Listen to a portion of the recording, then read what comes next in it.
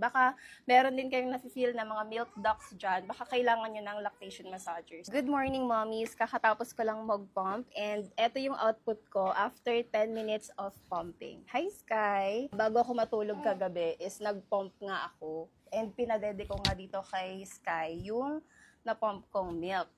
Hello!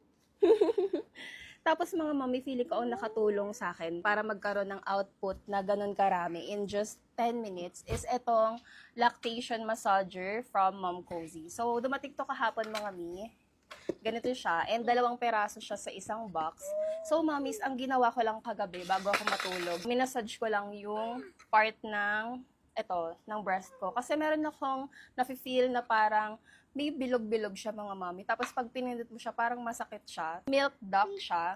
Tapos mami, ang ginawa ko is minasage ko siya using this lactation massager. Pwedeng pag ganito, yung push nyo. Pwede din ganito. Tapos mamis, meron tong 6 vibration mode and 3 heating modes. Pwede nyo siyang iwan lang ng ganyan, pag ganito, habang nagpa-pump kayo. Pwede nyo siyang iwan lang ng ganyan. Yung nasa loob ng box ng Mom Cozy mga mommy is 2 lactation massager. Tapos meron siyang kasamang manual. Then meron siyang dust bag. So, 'di ba, very handy. Pwede nyo siyang dalhin anywhere.